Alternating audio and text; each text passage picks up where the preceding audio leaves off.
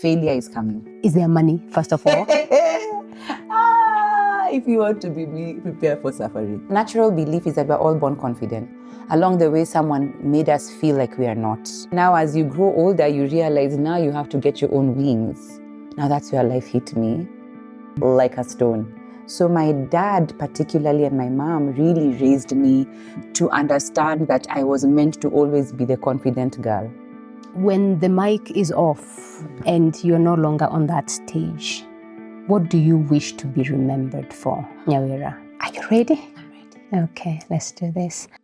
Welcome to Beyond the Brand, Moments That Made Us with me, Hannah G. Now, this is a space where we speak to amazing people, doing amazing things and building amazing and powerful brands. Over here, we celebrate their wins. We talk about all the beautiful things that have happened in their lives and with their brands, but we don't stop there. We also go beneath the iceberg and we ask them about their journeys, their personal journeys. We talk about their battles, their struggles, and what they needed to do for them to become. And with me today is Nyawira Gachugi. She is a coach, an author, and a media personality. And I cannot wait to get started with this conversation. Thank you, Hannah. Can we get on this? Yes, we can, by all means. Awesome. Yes. Some tea? Yes, please. Lovely. Good. This is so fancy. Oh, I love it is here. it now? Lovely. Excellent. Nyawira, Yes. I introduced you, first of all, as a media personality. Yes. Who is a media personality? Because I'm always intrigued when I hear media personality. What does that mean? I tell you the truth, Hannah, I also laugh every time I hear it because I also wonder which media are you saying. But I've had some time on mainstream media. That was on KTN for some time. And then I think what they refer to as media would also be digital media because I have committed myself to that platform, to that space, yes. So I think that's what they define it as. Yeah. Sometimes I wonder because I'm thinking if I'm on media, on social media, on Instagram, can I write media personality? But then when I see it's your Janet Mbogwa, it's your Nyawira Gachugi, it's your whoever, I'm thinking I probably don't qualify to call myself a media personality. Because when I see media person, I see the TVs. Got it. So sometimes I'm confused. Can like influencers who are on social media say I am a media personality? So they have a different privilege. They can use the word influencer. You and I can't. No, we can't. No, because I think the question becomes what you do on the platform. I think you're a media personality because I've caught a lot of your content predominantly there. So I follow you there. And then by virtue of that, I'd follow you to a physical place you are at. So I think, it's time even you can add now media personality. I can write media personality. Wasiniulize. Why am I called media personality? Yes, Lovely. yes. So I've made an introduction of you, Yes. but is there anything I didn't say that you probably would want the audience to know about who you are? No, Hannah, I think I usually actually like to say that in a nutshell, I just talk for a living. Yeah, this is what I do. I'm a wife. Soon to be mom. Congratulations. Thank you. Yeah. I think, a believer for sure. Yeah, so those are some of the others, but professionally, that's who I am. Yeah. Yes. So you speak for a living. Yes. What do you talk about? Different things. So I'm very passionate about life-changing conversations. So one of the things I've come to realize is that one, I like people a lot. Like I really do. I gain extreme energy. People call this extroversion, but I think there should be a new name for it. Yeah. It's like I just like being around people. But the conversations that I love to talk about have transcended into a different expression. So it began with just conversations like what we're having now on our podcast, but then it has evolved over time into now speaking opportunities where now I get to share thoughts about different matters that are close to my heart. And welcoming people who actually invite me to do it. So that's what I call speaking. Okay. But I'm sure they invite you for probably specific things. Exactly. Are there things that they ask you for that are close to your heart? Completely. So identity, confidence, those ones I breathe, sneeze, cough, hachu, everything about them. Yes. Actually, now that you say that, I think I saw somewhere you were being referred to as confidence coach. Yes. So guiding somebody into... their confidence. So I have a theory. And maybe that's why I took up that class, because I've come to, so I have, my natural belief is that we're all born confident. Along the way, someone made us feel like we are not. Whether it was an individual, a situation, because life happens. But now what I decided to do was help individuals figure out their confidence again by reintroducing them to who they are.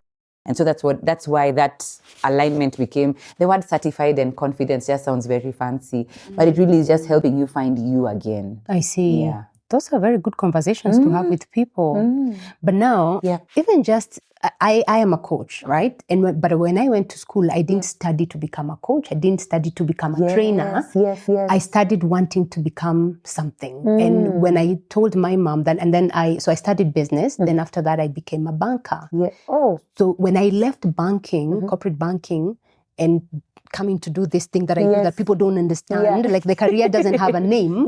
My mom is, you are Kikuyu. Yes.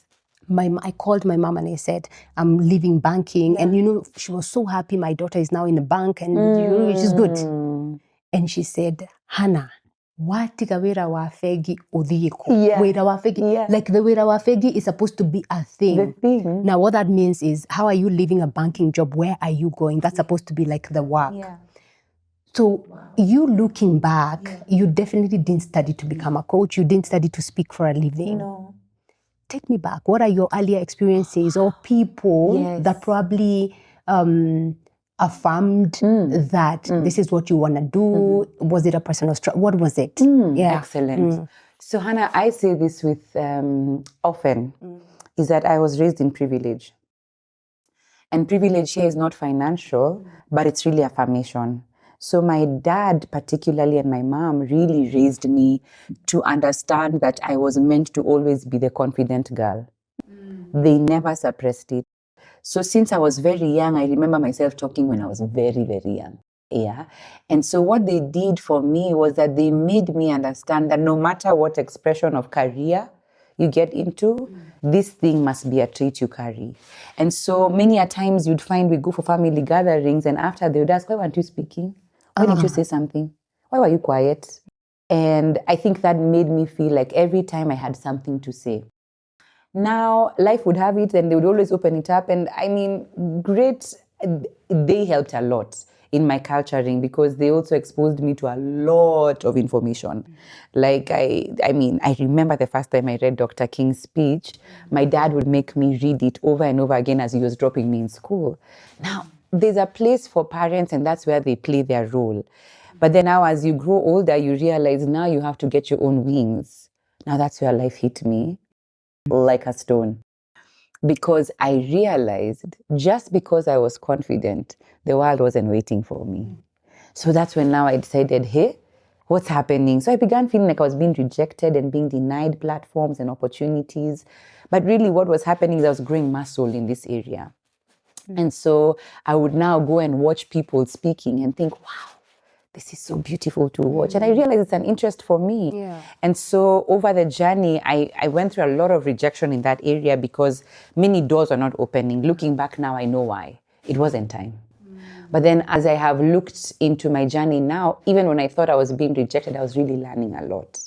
Yeah, I learned how people behave on stages, how to engage with a crowd. Because many people like to just talk, but you're really boring. Yeah, it's like you enjoy how you sound, but you're not studying the crowd in the same breath. And so for me, that's some of those things really helped me in my culturing. Along the journey, and I'm far from where the journey will end, but along the journey, I have easily seen what that has done for me. So I think for me, it was from home, affirmed, life, character development. But eventually that has led into now me finding my own expression. So when now I took up the class for confidence coaching, I was like, wow, there's a space for me here. And that now became now what that certification is really. Yeah. So like me who did banking, did you start by working in some sort of corporate space as great. well? No. Well, yes, it was corporate. So I had a stint at Mo Sound events. And that was a very, very important part of my journey. because I met one of my greatest mentors there, and she made the path for me very clear, but it was still in the event space. So my journey, so yours may look a bit extreme, but really it isn't. If we look back, isn't it? But what happened with Mosound was that in the event space, what I was learning was that, well, it's really one thread. It just looks different because the event space really opens you up into a new expression of speaking, which is now emceeing, moderating. So that's where I had my exposure. Okay. Yeah. Do you ever see it as a calling? Again, Christian to Christian, because I've seen you sharing about your faith. Yes. By the way, the best definition I've come across of personal branding is that you identify your uniqueness and then you exploit it in the service of other people. Excellent. So I like to call whatever it is that we do, we are serving. Yes. And for you to be serving, there has to be a calling somewhere. Yes. I believe that. 100%. Do you see it as a calling? 100%. Okay. You know, I feel like the world has made us very stuck. Very stuck. There's social pressure, there's social anxiety.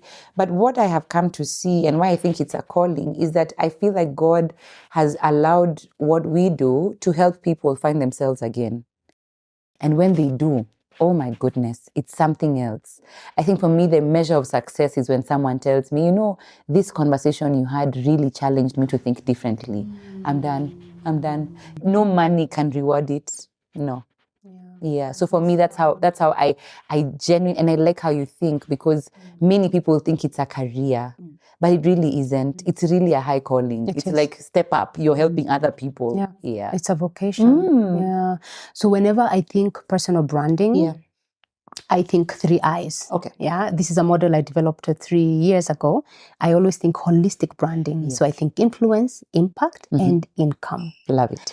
Your influence is very evident. Yes. Like we can see it on social media, whatever. Like, I mean, just this morning you're coming from speaking at a conference. Yes.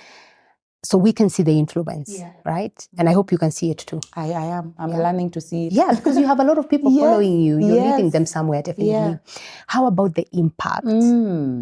How can you measure the impact of the work you're doing? Yeah. So one of the things that began with that influence was because of my interest in conversations, I began the misunderstood conversations. But just stop right there. You know, when I heard misunderstood, I thought that we're going to be coming to listen on things about being misunderstood as human beings. Yes. Like miss. And then understood. Misunderstood. Yes. And then I got to see that for you, it's actually a miss, like a mister. Yes. Tell me more, and then you continue with your story. So misunderstood, love it. Yeah. Was the name was first I was single. Yeah. So it was Miss. But the goal was to be that I will be understood. That's what it means. Yeah. So one of the things I'm afraid of alongside God and poverty is foolishness. I feel like I'm really scared. I'm really scared about not knowing, you know, like, how come I don't get that? You know, like, and maybe that's why I'm intrigued by people who are very good at what they do. So what I wanted to do with that platform was to help people get understanding in different things and seasons in life. They don't have to learn it firsthand. You don't have to go through the fire. You don't have to burn. And I don't like that gospel. Like, learn and go. And so that's why Misunderstood started. And so even in the conversations, if you ever see, it's very anti-self. It's let's understand friendships. Let's understand relationships. Let's understand God. Let's understand stagnation. Let's understand retrogression in life. And so all those things really boiled down into now what Misunderstood became. So when we began as content, the thing was, and this is how I measure my impact, was I was very skeptical about who was listening. Yeah, because you'd get a lot of feedback like, oh my gosh, that really blessed me. That really touched me.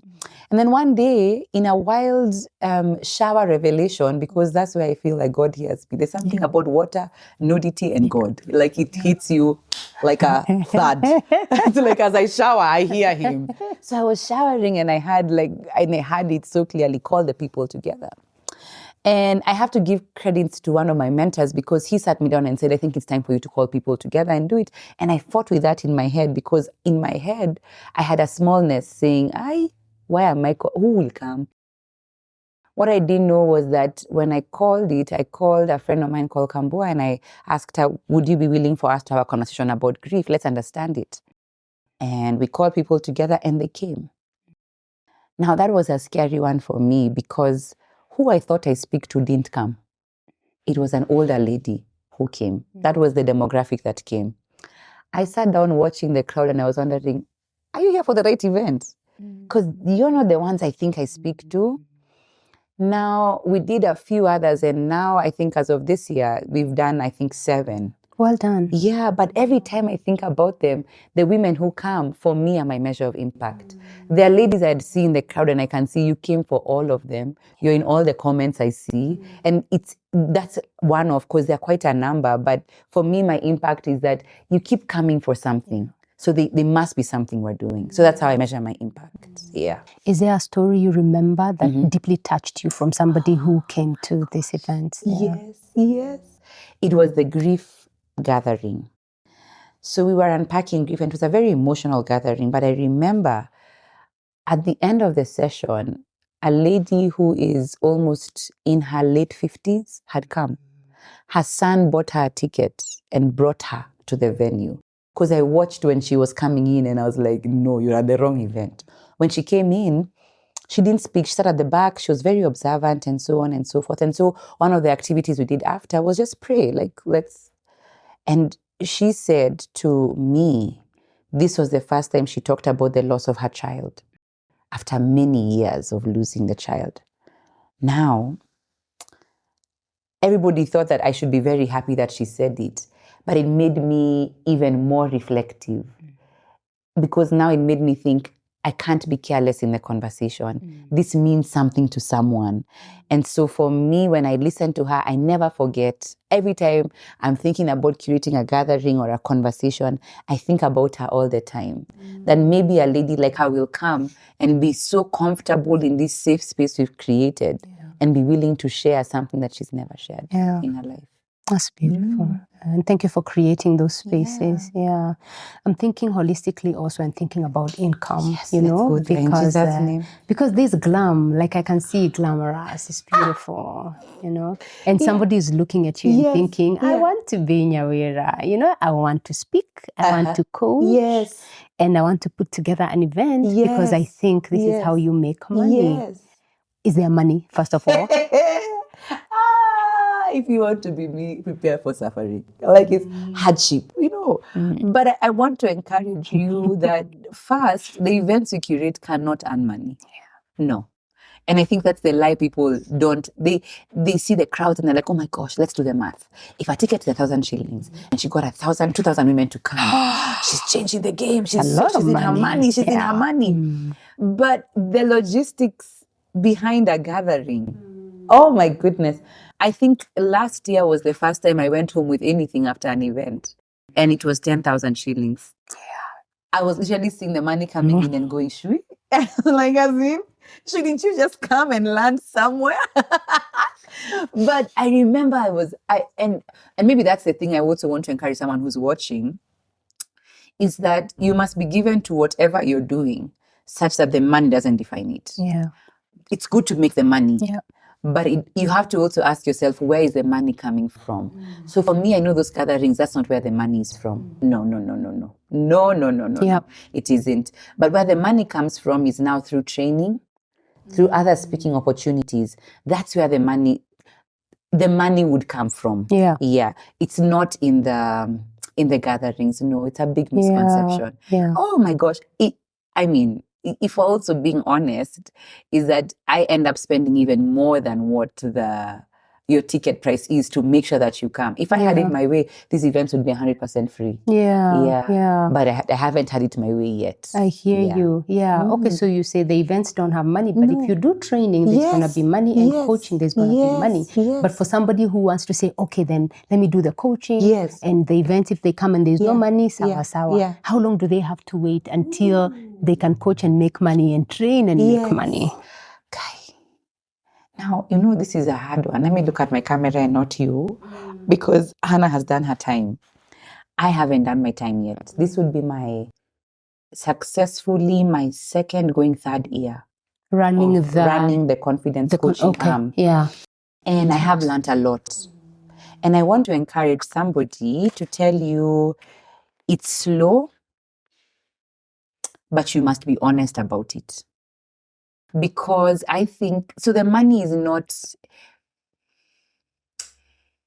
I don't think I can tell you in 5 years the money will come. I can't say that. Because there are people who start and by God's grace, they are rolling big. I haven't had that opportunity yet. Yeah. But I also want to say that it's not a time game, but I want to say it's an influence game. Yeah. I think in our sphere, our space of business, it's very referral based. Yeah. We did this coaching session with this lady. After that, she brought her children. Then after she brought, and so that's how the trickle effect is that way. So you must be a bit patient because it takes some time before people also can trust you enough for you to make that amount of money. By God's grace, Hannah, I have been able to also MC. Yeah. And moderate, and those also pay well. God knows they do, and they should keep on coming. Yeah, amen. But they're not as often.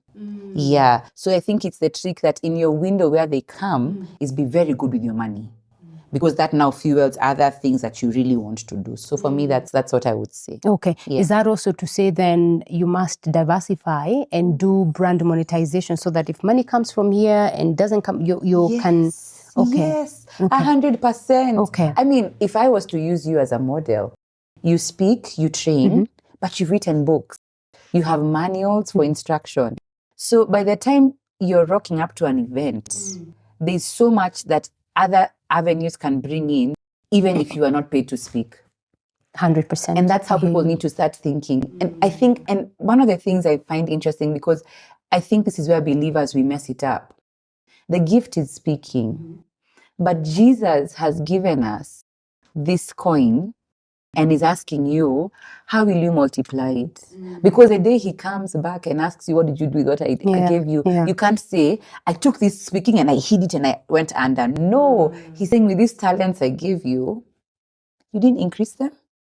So I think there's a place for innovation and creativity where you have to sit down and ask yourself, how can this become different? How can I express this differently? And I think it will help us, because there are some spaces where I know if I sell my devotionals, that would cover my coming. Yeah. That would cover another reprint of more books. But there are other places where I know what I'm being paid to speak, I can't go and sell my books. Because it would be taking away from what they're doing. There are other places you'll go for free, only because you have an agenda to increase your influence in that area. And I think there's wisdom in segmenting your mind and saying, for this opportunity that has come my way, what am I going for? Money or impact? I agree. That has to be a science we ask ourselves. Yeah. Now that you mentioned your devotionals, that is the author part of your bio, right? Yes. Tell me about that. So during COVID, I realized I have a lot of anxiety. And it was an interesting time, because how I thought anxiety comes is, little panic attacks. Mine was I wasn't sleeping and I was feeling like I'm losing control. So I sat down and I was going crazy. That was the same season we were getting married, my husband and I. And we were I was dying. Looking back, I die of laughter every time. Like, thank you, Jesus, because had I gotten married now, too many mouths to feed. But that's a story for another podcast. But I remember sitting down and asking myself, God, when you think about anxiety, could it be that this is the one place you're quiet? And he said, no. There are things that I say about anxiety. Find them, let's talk about them. And so I sat down and I began doing a lot of Bible study and reading and figuring out, what does God say about anxiety? Were there characters he used that were anxious? So many. So I put together a 14-day devotional on anxiety. That grew. Now the next season, the next devotional became about identity, something I think people struggle with. And I think I struggled with a lot when I was in my transition of life. But then when you crack it, it's like, oh, it was really so simple after all. And then after that, the third devotional is on grief. And by God's grace, hopefully by this year, November, there should be another devotional coming out. So the trick for me was to say, in my time, there are issues that are relevant to my generation. What does God say about them? How can I help you get out of them? So that's where the author came up from. And so they're called long post alert, like a long post on Instagram. Yeah, because I feel like that's what God is doing to you. He's giving you a long message, about a very simple matter.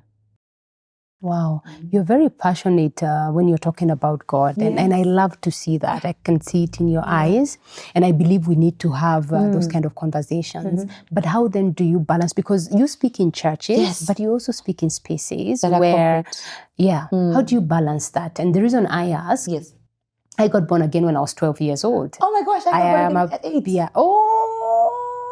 And you can't get born again at 8. Some people don't understand how that happens. But so I grew up born again, really. I mean, 12 years old. My dad is a pastor. Wow. And for a minute, when I got into the corporate world, I didn't want to share about my faith because I didn't know, if I talk about God, if I throw in a verse over here and here, they're going to think, who's this person? And so I went straight into its governance, its communication, its leadership. Love it. But then, as I grew and matured and became authentic after talking about personal branding, I started sharing, like I can go to whatever place and talk about God, and I'm good with that. Yeah. But I found it risky then. Now I don't, maybe because I'm mature in age. Yes. Yeah, but you're still very young. Yes, thank you. So I'm just, thank you. Is it risky for you to talk about God and to mix it with business and your brand and money? Yes. So let me share how it became God, and let me share the opportunities I lost because of it. So how I shared about God was when I began misunderstood. I wanted not to be a Jesus girl online. I didn't want to. And I'll tell you why. Hannah, one of the things I find so interesting is my relationship with God. I feel like it feels like what we're doing now. I often feel like he's on a couch next to me and I'm asking him questions and he's answering me. So I'm not those people who wake up in the morning and look at the closet and say, Holy Spirit, tell me what to wear. I'm not those girls. So I used to always feel like if I start being preachy, I won't do it. And so one time we had this podcast, and I think I was doing it with my friend Ben, and we were talking about grief, and we were talking about all these things. And after that, a girl DM'd me and messaged me, and she said, "Hi Nyawira, after your video, I gave my life to Christ." So I went and I watched the video. I said, where did they talk about him? What are you doing? And that night, I literally had God, because in my room, I had him and he said, how can you talk about me but not give credit to me? It's plagiarism. Yeah. I'm the author of this story. What are you doing, Nyawira? Oh, wow. So I said, okay, so yes, I'll behave myself. Wow. So as that continued, so I took up and I said, you know what? God is what I talk about most naturally. So in conversations I'm in control over, I will not talk about God. I must, because that's my narrative. And so what happened with that is that I grew in it, and I said, now that you're talking about him, study him more. I can't talk about someone like a gossip. Where? Get the information. And so I read the Bible and I've been studying it a lot. And I love it because I hear him telling us, and I feel like everything that we work so hard about is about branding. I mean, it's about Jesus. It's about what God is saying. Think about it. Jesus is talking to his people and saying what people say I am. That's branding. It is. Have I been packaging myself? What are they saying? Yep. And so I found that God had answers there, and that's the secret. But then the truth is that the Bible says, if you lift me up, I will draw men unto myself. That means the influence you're looking for is just by lifting up Jesus. So that's what I believe. Now, that's in narratives I control. Wisdom is knowing that some narratives are not in your control. When I'm in the business space, I've been invited to talk about certain matters. In that space, there's wisdom that God will give you. That yes, you have knowledge about God and you can say it, but that can't be all you come for. You see, when you talk to people about confidence, for example, if a Muslim joins the class, I can't turn her down. No. And I should not. No. Because she's also after something. The wisdom is to teach her what she's there for. If she hears God in what I say, great. But I can't come and become an evangelical tool. That's not what she's come there for. So that's not a narrative I control. When I'm moderating or emceeing events, I'm honoring the invitation of an organization, not Nyawira's event. But Nyawira's event, you'll hear. I will talk about God, I will talk about God. But when it's not mine, I must honor that. And I think that's the wisdom. Because I think sometimes we think about the Holy Spirit and we think of him like a helper only when it's spiritual. Yeah. But even in the corporate setting, Yeah, he's everywhere. He just expresses differently. So even us, we can't always be so headstrong on one area. No. Have people said no to you because Yes. And I wanted to tell you about that. Thank you, Hannah. Yeah. So the other day there was an event happening. And so this lady, I was referred to by a friend of mine for an event they were launching some real estate. And this lady called me and was like, hey, Nyawira, we'd love for you to come and MC. I was like, oh, great. So I asked her, have you seen me MCing before? She said, yes, we came for this event and we loved what you did. And then she quickly said, but I went through your digital and you're really Christian. I said, yes. Uh-huh. And she said, this event doesn't welcome that type of narrative. It's very open, liberal. Let me use that word. So I was like, okay, that's a bit off. I had no issue with it. And I remember she said, but let me talk to my bosses and let me hear what they have to say. And so they went on my page and they were like, oh my gosh, preacher or MC, what are we inviting?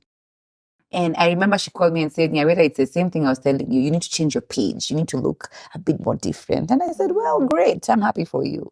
But there are others who have given opportunities because of that.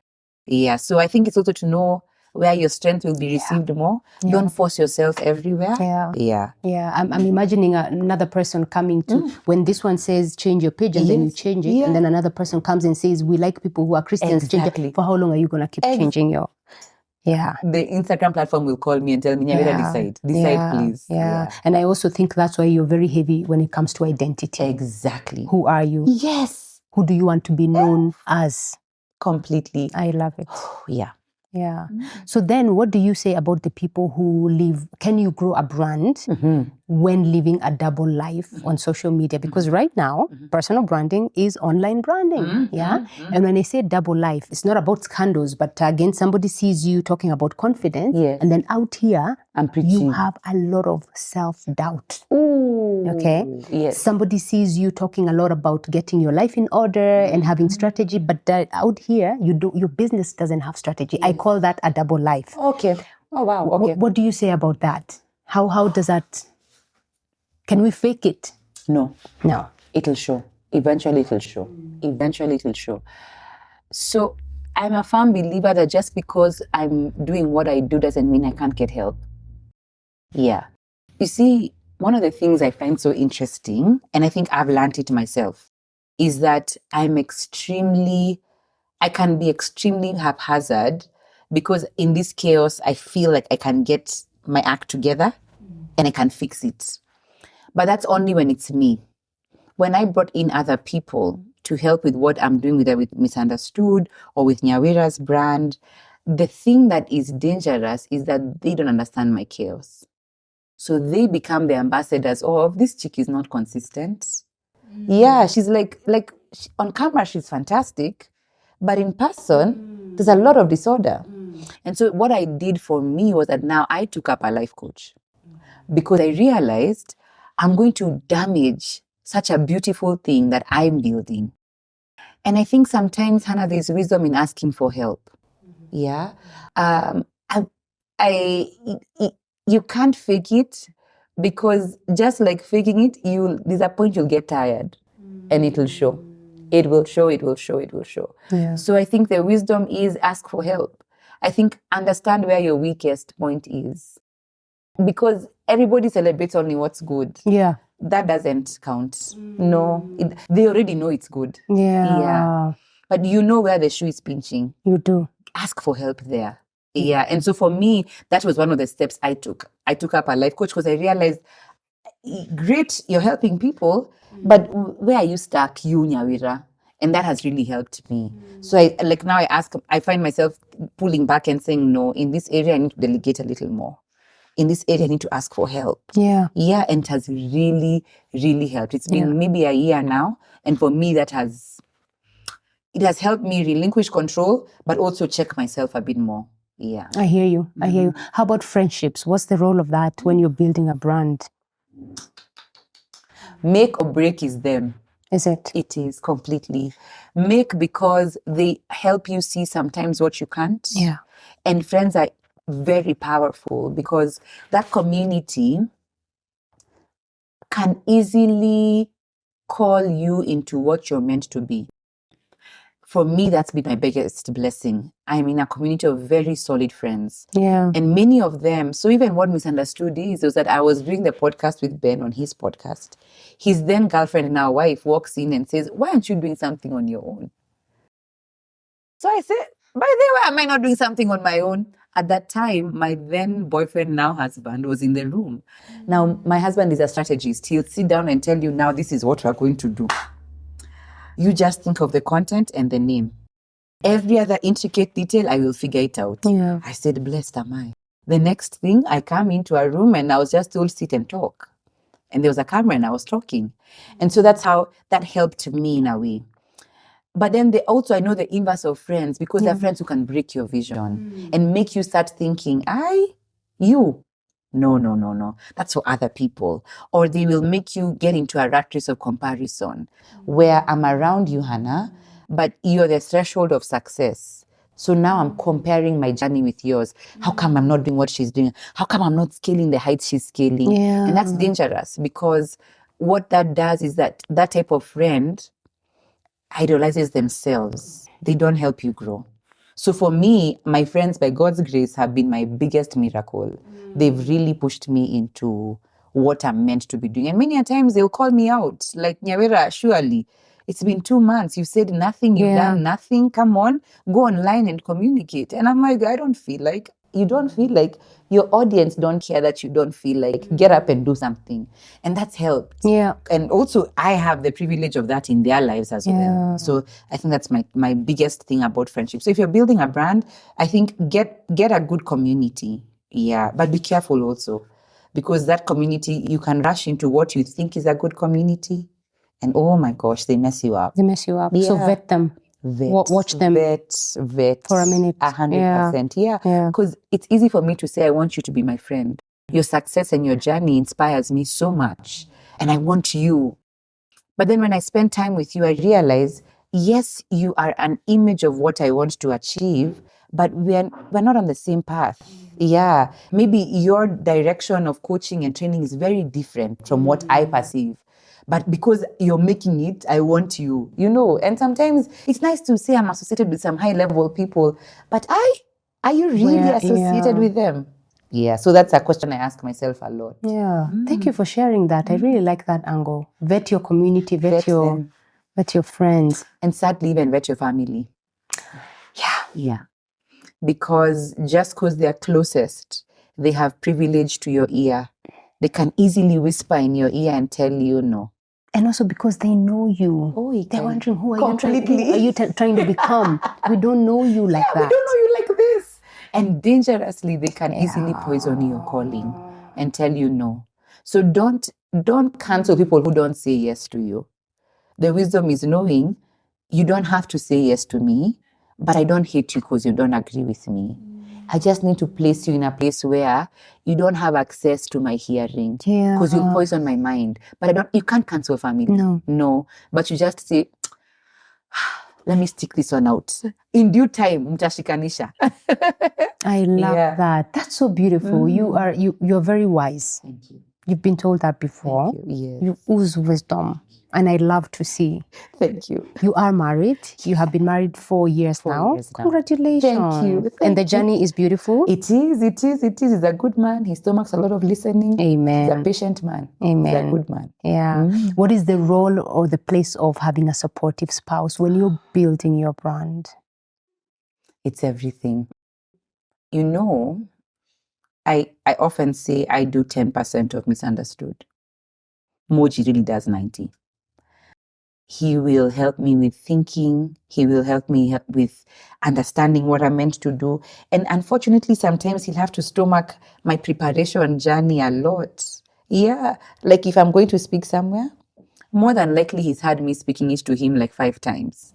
And you can see it in his eyes like, "Oh my God, tell this girl to be quiet." But he's very supportive. I think that helps me because I'm not insecure. No. And also he has also helped me understand that, because he's a very established brand. So he's never made me feel like I'm inferior.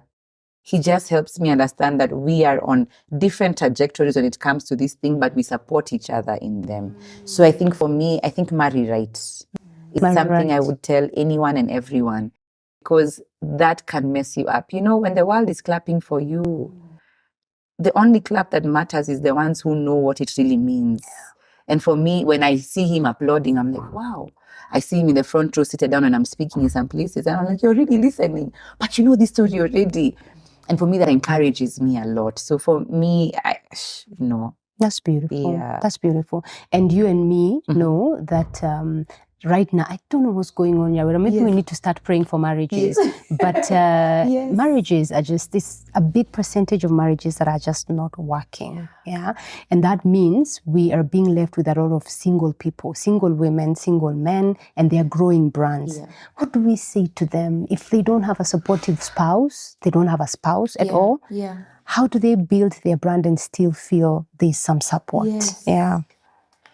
Oh my gosh, first I feel very badly about what's happening, because some of them are situational, some of them are things that were beyond us. And I mean, God bless people, because it's also none of our business sometimes to know what's happening. Yeah. But I feel bad because I know the power of what good marriage can do. How you build your brand is that marriage adds value. It doesn't create.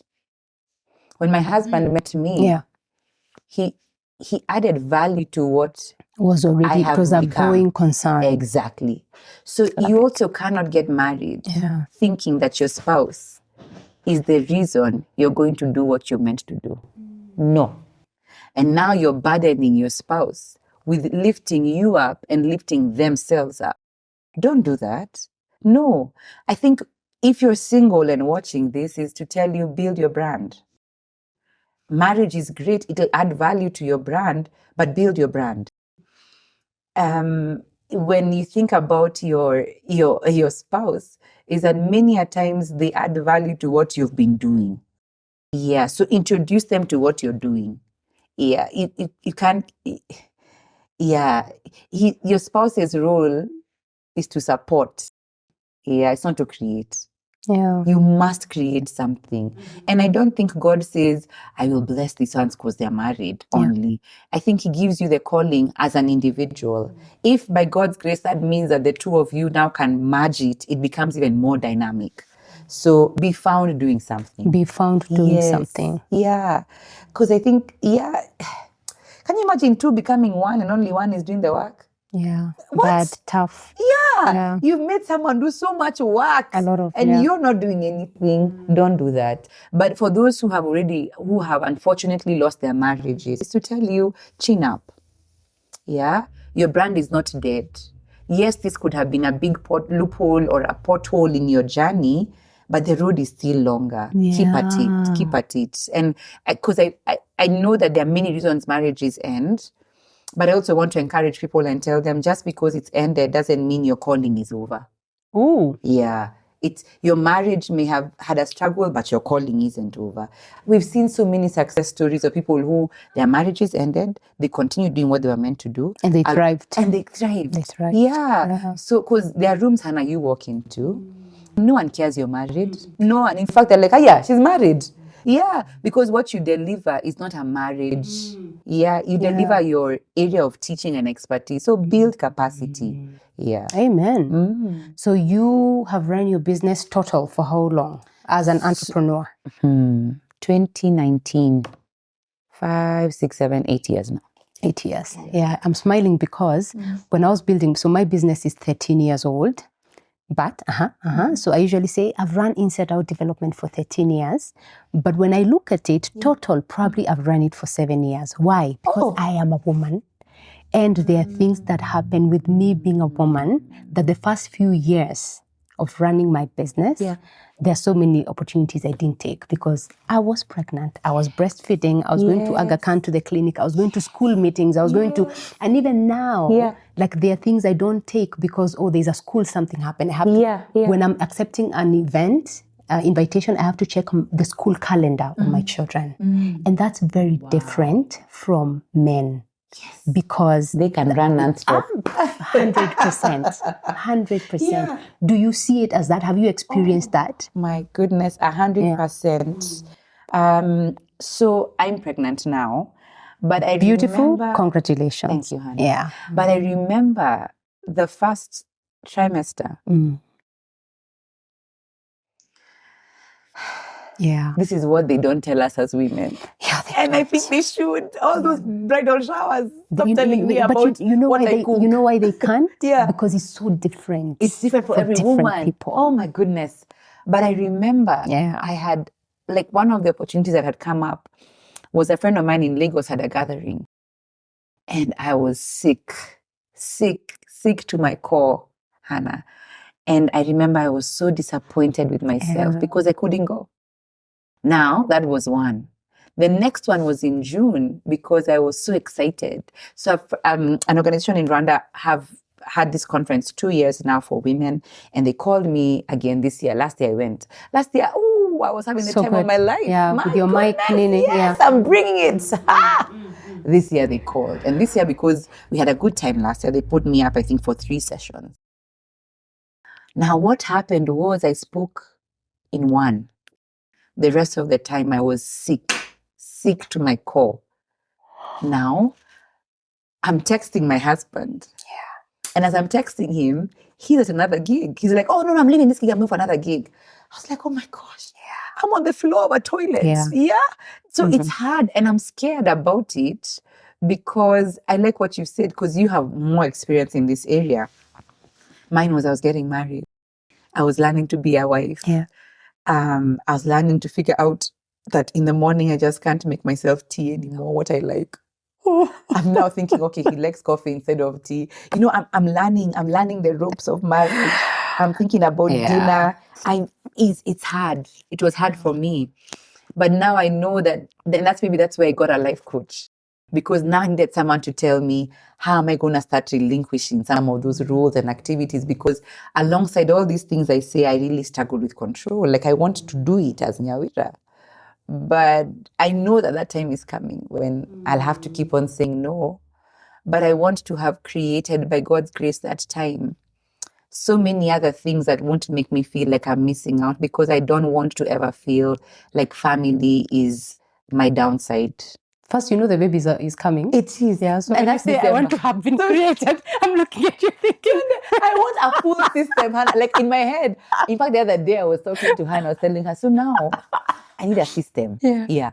Because by the time the child comes, I know that for some time I'll be out completely. But when the baby comes, I want to be able to say, I can still do what I love. Yeah. But then also not feel like the baby is a handicap. No, because it's a blessing. Yeah. Yeah. So, because I see what you do, and I really cheer you on, because there'll be breaks where you'll be with your family. Yeah. And I'm like, wow. Yeah. Who's this chick? Yeah. You know. And many women don't have that privilege. Yeah. Yeah. So I respect women who do it, but I also like women who show me a full picture. Yeah, that on Monday you are working. Over the weekend, you are away for a school function, but then you went back to work so I like that picture being painted fully. So I'm scared of the narrative of you're going to destroy it, but I'm really passionate about the narrative of it's possible to do it. Yeah. So, because your brand hasn't died. It hasn't died. It hasn't. Yeah. It may have grown slower than what a man has done, 100%. But you've built something. And so for me, that's my hope. So we're asking women like you to keep on telling women like us that it's possible to do it. That it is possible to do it. Yeah, because that's a question of work-life balance. I don't know what, by the way, how do you take that concept, work-life balance? What does that mean to you even? I don't believe in it. You don't believe in it? No. I feel like it's hard to say. When I'm in the kitchen cooking, because I really like cooking in my free time. When I'm cooking, I'm still thinking about work sometimes. Yeah. When I open the door to the house, I don't say, okay, work is over. Now it's time for home life balance. No. So what I do intentionally is find a way that my work and my life can live together and not fight for your attention. Yeah. So that's my hope. Yeah. Yeah. That's harmony and integration. Harmony. Yeah. So stop, because I feel like that segmentation sometimes can hurt you. Yeah. Yeah. Because also what we do is not necessarily 8 to 5. Yeah. Yeah. So, okay, then now. Yeah. Yeah. Yeah. And it can't balance. I mean, sometimes your family gets 80, your work gets 20. Sometimes the work gets 80, your family gets 20. So find a way to put them and give yourself a lot of grace. Yes. Because in that work-life balance, where are you? Yeah. There's no Nyawira. Oh my God, I've never thought about it that way. It's Nyawira There's is working, work, Nyawira is at home. But where's Nyawira? Where's Nyawira? So if I don't have an answer to that question, I'm gonna go crazy. Yeah. So that's why I don't believe that there's a work-life balance. No. There isn't. There isn't. Yeah. Thank you for sharing. So I'm about to end this conversation, but there's somebody watching and thinking, I want to be her. I want to be like her. I want to do what she does. And I want to be successful because she does look successful. Yeah. What are the things you probably tell that person that for you to do what I do, to be an author, a coach, a media personality? Because, and by the way, I think I need to talk about that. Yeah. Did you present in TV before? Yes, on KTN. We had a show on KTN. Yes. Tell me about it. What was that? It was good. It was a magazine show, happened every Friday and Sunday night. What was it called? There was Turn Up on Friday night. Oh. And then there was Sunday Best on Sunday mornings. How was that for you, that experience? It was good. Yeah. Oh my goodness, it was. It was a very good learning opportunity. Yeah. People think TV and radio is dead until you go to the village and they don't care about all this Instagram nonsense. They're like, you're on TV. You're on TV. You have made it. Yes. So it helped also with gaining a level of influence. So, and I think I want to just encourage people is that some guys are like, oh my gosh, no, focus on digital. If you can't focus on digital, great for you. If you can transcend also into mainstream media, I really hope that you can, because there's some things that you learn there that are really good for you to also learn in the digital space. Yeah. I like to hear that. Yeah. So the woman or the man is watching and thinking this is what they want to do. What are the 3 things you would say if you want to come to this industry? You must know 1, 2, 3. So number 1. And I'm thinking you addressed them. I addressed them. Yeah. Excellent. Yeah. This is my camera coming straight to you. The first thing I think I would let you know is that failure is coming. And I think many guys anticipate success, but we need to anticipate failure. And you anticipate failure by waking up in the morning and recognizing that you may have the answer to a question people are not asking yet. So be okay with that. But then also the second thing is to tell you, keep innovating. So if you are in the speaking space, innovation sometimes is to ask yourself, when I leave the stage, what else can I create? And I think that's a good place for you to say, I want to do either write, because you're already prepared in writing, so write. Or it can be that I want to diversify my audience and speak to different people. So ask yourself that question. The third thing is for me to tell you that you must have a sense of hope that one day you will succeed. The misconception is that public is the same as success. It's not the truth. It's not the truth. It's not the truth. It's like the loudest guy in the room. Many guys think they have it together. They actually maybe don't. And so I want to just tell you not to dismiss your personality and who you are so that you can look like someone else. I think your journey is beautiful. You know, the other day, Hannah, let me just tell you, I was just chuckling. I was watching Wangari Maathai's Nobel Prize speech, and I was so amazed. That lady received her speech on a global platform that's highly coveted in a Kikuyu accent. And you know, when I said, wait a minute, why am I working so hard then to sound so fancy? Speak like the way you speak. Sound the way you sound. Don't go changing. Don't reinvent the wheel. Amen. I think the biggest thing is to tell you, work very hard on what you say. Work very hard on your content. And because how you look is important. And how you sound is also important. Don't get it twisted. But the truth is that what you say sometimes lasts longer than how you look. So I want to encourage you to be honest about your narrative. Be authentic in how you live. But then lastly is to tell you that eventually there will be a reward. But don't start with a reward in mind. Don't start thinking, if I start this thing tomorrow, billions are coming. They may never come. And even if they were to come, is to encourage you that shouldn't be the definition of success for you. So I think that's my 2 cents to that person. Thank you. I'm sure they heard.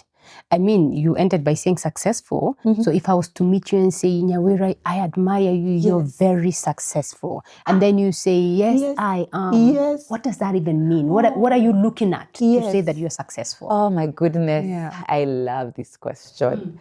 Number 1 is not money. Can it be money though? It can be. but they don't get it twisted. It will not be this way for a long time. There'll be a day that will be a measure. Where I am now, it can't be. I haven't put in my 10,000 hours.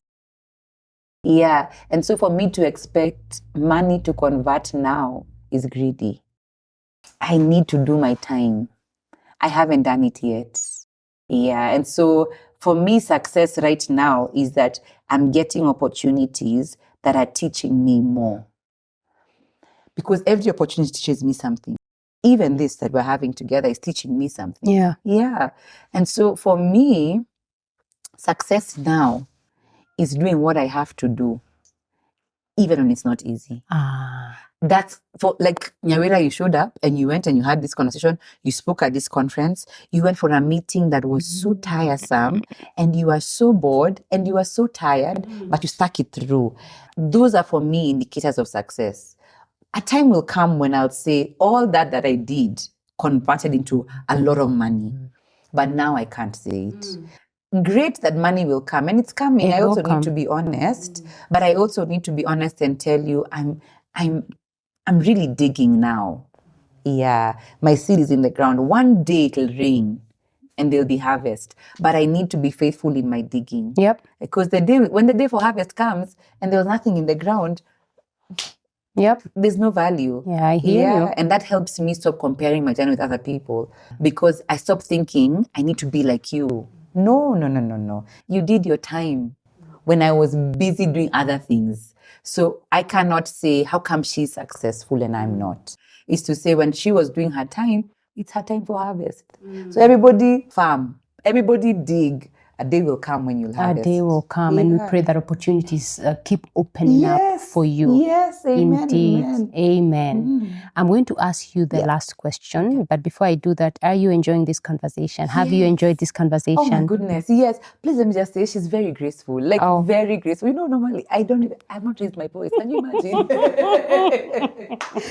Normally you do? Oh, completely. I'm giving somersaults by now. But you're so poised and so put together. I'm like, my goodness, this is such grace, isn't it? Like, you're very graceful. And you've made it very easy to talk to you. I appreciate that. Plus, you're not a scam. Yeah. You talk to somebody and you can feel like, what are you asking me? So I behave myself very well. I appreciate that. Thank you, Hannah. So lastly, as we close, when the mic is off and you're no longer on that stage, what do you wish to be remembered for, Nyawira? Yeah. So here on earth, I wish I'd be remembered for being a light carrier.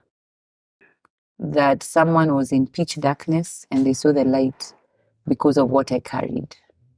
That's how I wish to be remembered. That could mean different things. It could mean my one-on-one with you meant something and it gave you light. It could mean a gathering we went for and you had me speaking and you're like, oh my gosh, I now see differently.